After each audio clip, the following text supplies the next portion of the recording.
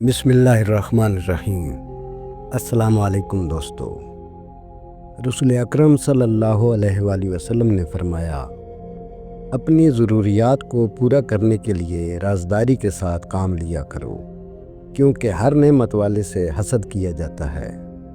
کیا میں تمہیں ایسی چیز نہ بتاؤں جو روزہ، صدقہ اور نماز کے درجہ سے بہتر ہے؟ عرض کیا گیا ضرور۔ ارشاد فرمایا، بامی تعلقات کی درستگی۔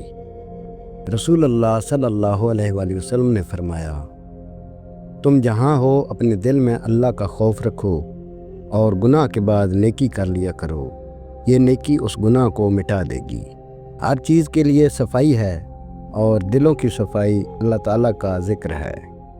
یاد رکھو، اللہ کی مدد و نصرت صبر کے ساتھ ہے، اور ہر تکلیف و مصیبت کے بعد کشادگی ہے، اور بلا شبہ ہر تنگی و مشکل کے بعد آسانی ہے۔ رسول اللہ صلی اللہ علیہ وآلہ وسلم نے ارشاد فرمایا، جس گھر کے دروازے رشتہ داروں کے لیے بند اور جس گھر میں رات دیر تک جاگنے اور صبح دیر سے اٹھنے کا رواج ہو جائے تو وہاں رزق کی تنگی اور بے برکتی کو کوئی نہیں روک سکتا۔ رسول اللہ صلی اللہ علیہ وآلہ وسلم نے ارشاد فرمایا، اللہ تعالیٰ سے عافیت کا اور معافی کا سوال کرو۔ موت کے بعد عافیت سے بڑھ کر کسی کے لیے کوئی بھلائی نہیں ہے۔ جو شخص کسی کو کپڑا پہنائے تو جب تک وہ کپڑا اس کے بدن پر رہے گا، پہنانے والا اللہ کی حفاظت میں رہے گا۔ فقیر اور محتاج مسلمان جنت میں مالداروں سے آدھا دن پہلے داخل ہوں گے، اور آدھا دن 500 سال کے برابر ہوگا۔ بے شک آدمی گناہوں کی وجہ سے رزق سے محروم کر دیا جاتا ہے۔ لوگوں، انسان کو دنیا میں ایمان اور عافیت سے بڑھ کر کوئی نعمت نہیں دی گئی، اس لیے اللہ سے ان دونوں چیزوں کی دعا کرتے رہا کرو۔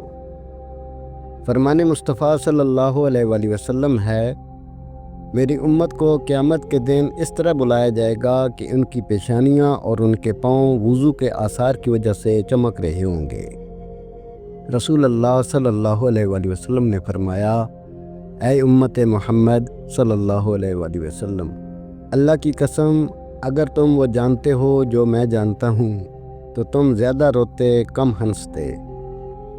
رسول اللہ صلی اللہ علیہ وآلہ وسلم نے ارشاد فرمایا، جس نے اپنا سامان خود اٹھایا وہ تکبر سے بری ہے۔ حضرت محمد صلی اللہ علیہ وآلہ وسلم نے فرمایا، حقیقی معنوں میں بخیل وہ ہوتا ہے جس کے سامنے میرا نام لیا جائے اور وہ مجھ پر درود نہ بھیجے۔ رسول اللہ صلی اللہ علیہ وآلہ وسلم نے فرمایا، یہ بات سنت میں سے ہے کہ آدمی اپنے مہمان کے ساتھ اسے رخصت کرتے وقت گھر کے دروازے تک نکل کر آئے۔ فرمان مصطفیٰ صلی اللہ علیہ وآلہ وسلم ہے، جس نے استغفار کو اپنے اوپر ضروری قرار دیا تو اللہ تعالیٰ اسے ہر غم اور تکلیف سے نجات دے گا، اور ایسی جگہ سے رزق عطا فرمائے گا جہاں سے اسے وہم و گمان بھی نہ ہوگا۔ رسول اللہ صلی اللہ علیہ وآلہ وسلم نے فرمایا، جو شخص اللہ پر اور قیامت کے دن پر ایمان رکھتا ہے، اسے چاہیے کہ اچھی بات کہے یا خاموش رہے۔ رسول اللہ صلی اللہ علیہ وآلہ وسلم نے ارشاد فرمایا، اللہ جس کے ساتھ خیر و بھلائی کرنا چاہتا ہے اسے بیماری کی تکلیف اور دیگر مصیبتوں میں مبتلا کر دیتا ہے۔ رسول اللہ صلی اللہ علیہ وآلہ وسلم نے ارشاد فرمایا، اپنے لیے خیر کی دعا مانگا کرو، کیونکہ فرشتے تمہاری دعا پر آمین کہتے ہیں۔ نبی کریم صلی اللہ علیہ وآلہ وسلم نے ارشاد فرمایا، جو شخص اپنے غصے کو روک لے اللہ تعالیٰ اس سے اپنا عذاب روک لے گا۔ رسول اللہ صلی اللہ علیہ وآلہ وسلم نے ارشاد فرمایا، نکاح کرو اور طلاق مت دو، کیونکہ طلاق دینے سے عرش کانپ جاتا ہے۔ رسول اللہ صلی اللہ علیہ وآلہ وسلم نے ارشاد فرمایا، جو شخص سلام میں پہل کرتا ہے وہ اللہ اور رسول صلی اللہ علیہ وآلہ وسلم کا زیادہ قریبی ہے۔ رسول اللہ صلی اللہ علیہ وآلہ وسلم نے فرمایا، امانت داری رزق کو کھینچتی ہے اور خیانت فقیری کو کھینچتی ہے۔ رسول اللہ صلی اللہ علیہ وآلہ وسلم نے فرمایا، دانش مند وہی ہے جو اپنا محاسبہ کرے اور موت کے بعد آنے والی زندگی کے لیے عمل کرے۔ اور بے وقوف وہ ہے جو اپنے نفس کو اس کی خواہشات کے پیچھے لگا دے اور پھر اللہ تعالیٰ سے رحم و کرم کی لمبی لمبی امیدیں رکھے۔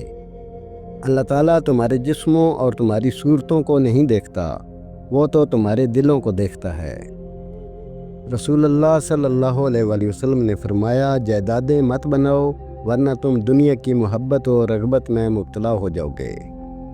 رسول اللہ صلی اللہ علیہ وآلہ وسلم نے ارشاد فرمایا، کامیاب ہو گیا وہ شخص جس کو اسلام کی ہدایت نصیب ہوئی اور ضرورت کے مطابق روزی ملی۔ رسول اللہ صلی اللہ علیہ وآلہ وسلم نے ارشاد فرمایا، سب سے افضل و صدقہ روٹھے ہوئے لوگوں میں صلح کرا دینا ہے۔ رسول اللہ صلی اللہ علیہ وآلہ وسلم نے ارشاد فرمایا، مہمان کے ساتھ خود بھی کھانا کھاؤ۔ رسول اللہ صلی اللہ علیہ وآلہ وسلم نے ارشاد فرمایا، ہمیشہ پاک و صاف رہا کرو، رزق میں برکت ہوگی۔